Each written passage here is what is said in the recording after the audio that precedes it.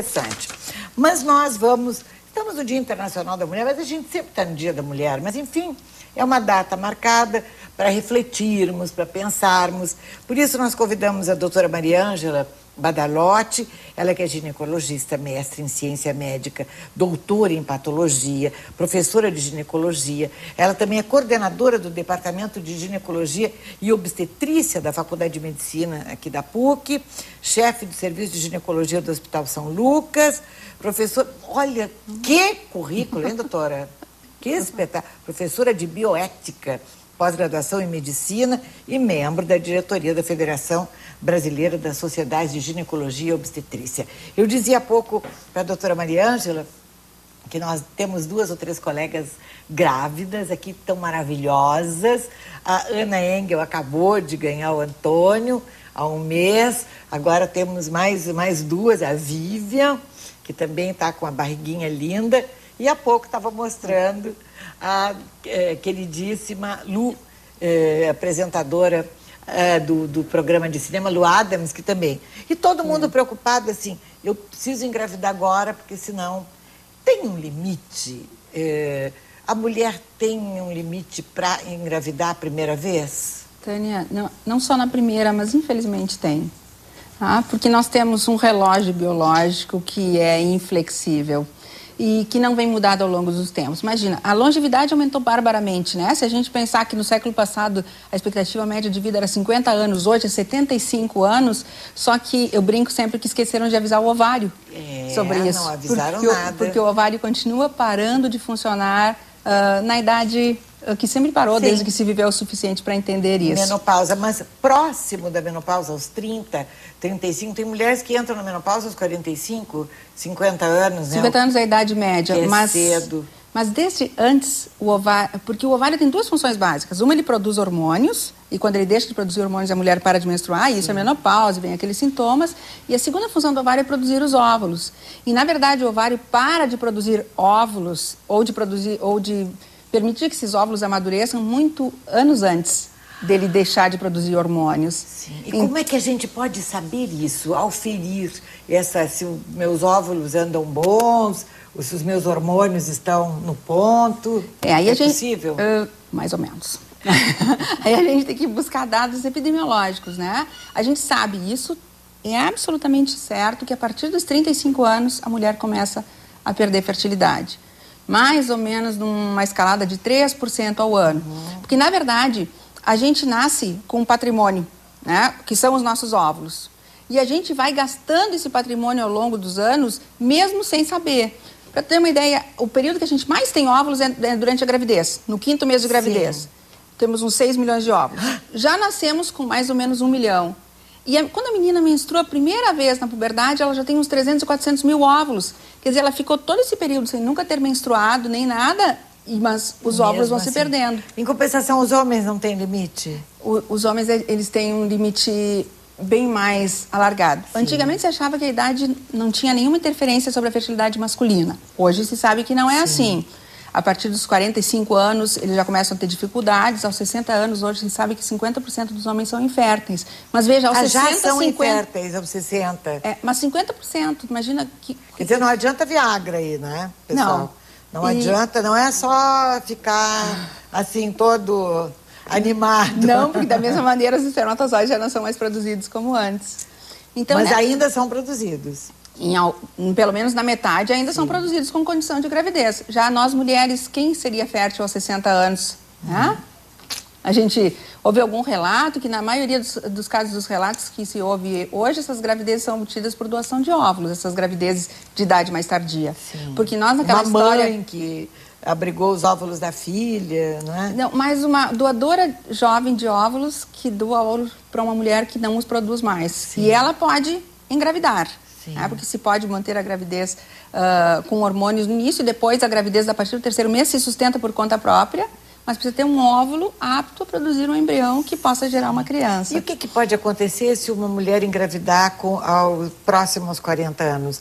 Porque tem gente assim que tem filhos com diferenças muito grandes. se chama primípara idosa, é isso?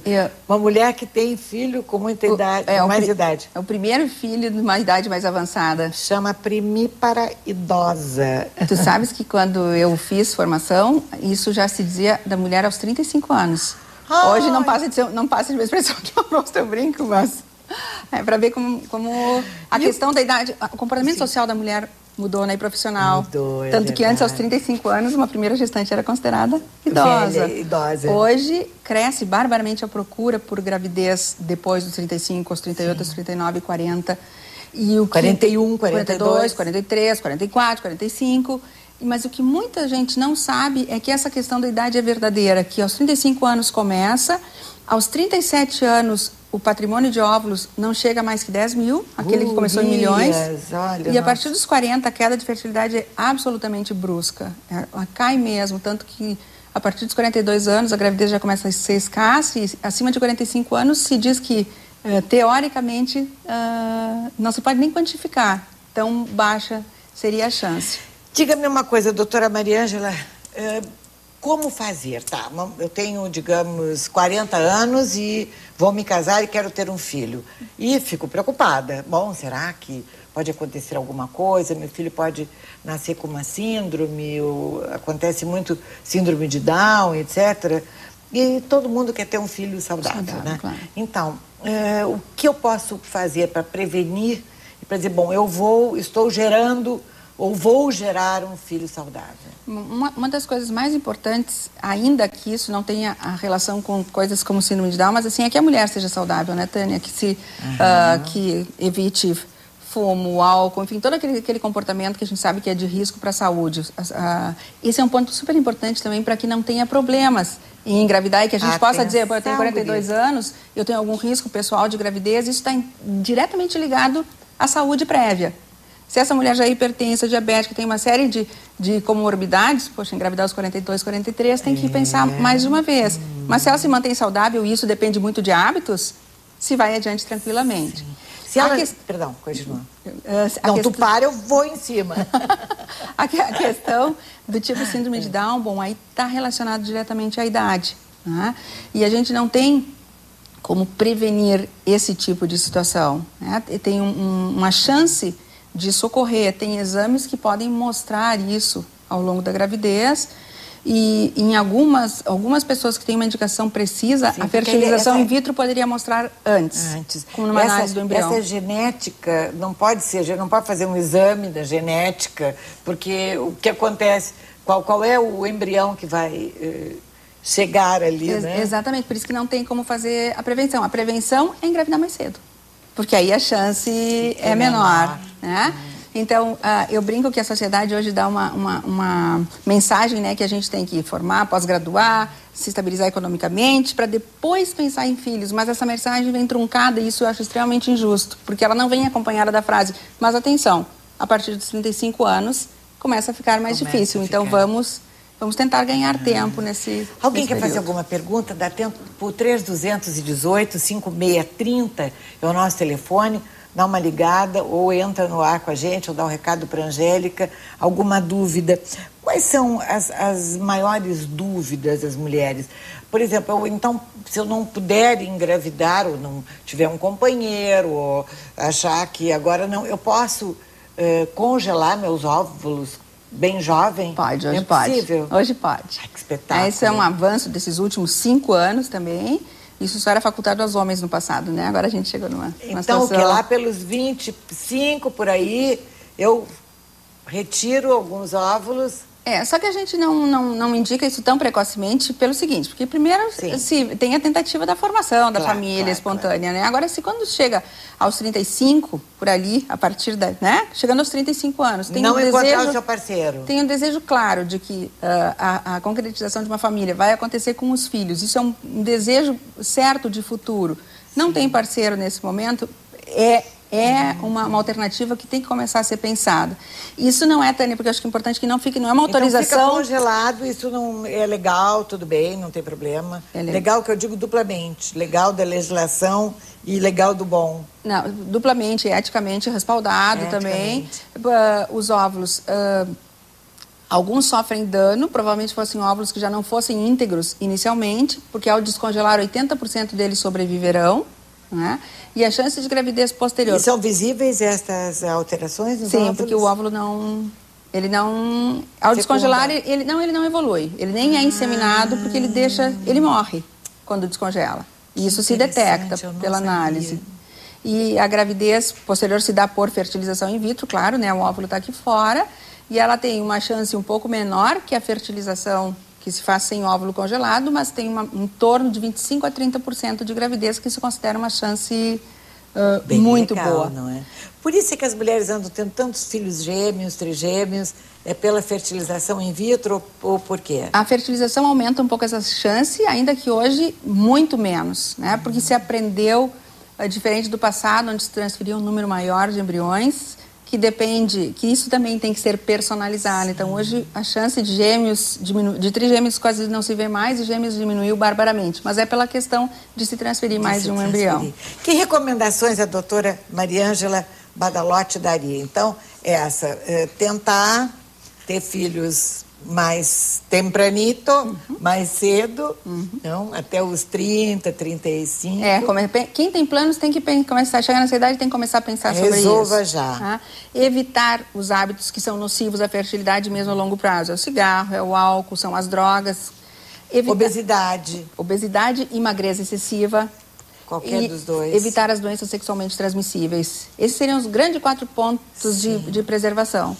Para quem, ainda que isso não seja uma autorização, para dizer assim, bom, agora todo mundo, agora eu vou deixar para engravidar lá aos 44 porque eu posso hoje armazenar meus óvulos aqui. Isso não é uma autorização. Mas para quem realmente chega a essa idade, não tem parceiro ou qualquer outra situação, né, tem como lançar mão de congelamento de óvulos. Agora, aos 44 anos, uma gravidez, mesmo com esses óvulos jovens que foram congelados, aí tem toda a questão física. E era aquela que a gente estava comentando no início, que depende do estado de saúde da mulher. Então, toda vez que manter bons hábitos de vida é importante para qualquer um dos lados que a gente analisa. Exatamente. Tânia, já que a gente falou em congelamento de óvulos, uma coisa que eu acho bem importante, que isso é um benefício muito grande para as mulheres que têm câncer. E cujo tratamento do câncer vai comprometer a função do ovário. O câncer de mama, por exemplo, que está acontecendo em idade cada vez mais jovem, com um índice de cura cada vez mais alto, né? O que sobra depois desse tratamento muitas vezes é a incapacidade de gestar. Então, hoje, essas mulheres também podem se beneficiar do congelamento de óvulos. Isso serve para homens também? Para homens, e mulheres. Congelamento de gametas, eu acho que é uma informação educacional muito importante. Então, assim, jovem, antes de fazer quimioterapia ou radioterapia... Congela o sêmen. Retira o seu sêmen, congela. A mulher os seus óvulos. E aí, então... faz o tratamento e depois disso pode ter sua gravidez. Tem a oportunidade de ter, enfim, sua descendência genética. E já aconteceram vários casos com sucesso. Já, vários. Né? E tem pessoas que ainda não sabem disso, acho que isso é uma informação bastante importante. Por isso a importância da presença da doutora Mariângela Badalotti aqui neste programa, nos dando todas essas informações e muito mais. Tem algum artigo, algum livro, alguma coisa que as pessoas... Tu não tens trabalho, Mariângela? Tem, mas só que estão publicados, a maioria em revistas científicas, mas muitas delas têm acesso até pela internet. Pela PUC ou pelo teu nome? Pelo nome. Então, Mariângela Badalotti, entra no Google, né? Tem. E ali estão os artigos da doutora, para que vocês possam apreciar com mais calma. Tânia, inclusive esse trabalho é tanto sucesso que o ano passado, a convite, nós fomos apresentar os resultados no Congresso Mundial de Fertilização in Vitro, na Itália. Olha, em Bolonha, pelo bom perfil de desempenho nosso, enfim, representando o Brasil nessa área. Então, é um tema bem interessante. Não, a medicina no Rio Grande do Sul é um show, um sucesso, né? Com certeza. Que muito nos orgulha e nos tranquiliza. Beijo, querida. Um prazer, muito obrigada. Obrigada. Saúde, bastante. E atenção, então, quer ter filho, não fuma, não bebe, tenha hábitos saudáveis de vida, nem muito magra, nem muito gorda, porque isso também prejudica, e antes dos 35 é ideal. Se não, consulte a sua ginecologista, o seu ginecologista, para saber o que fazer. Bom, estou com 35, não achei um parceiro, agora o que eu faço? Eu quero ter um filho.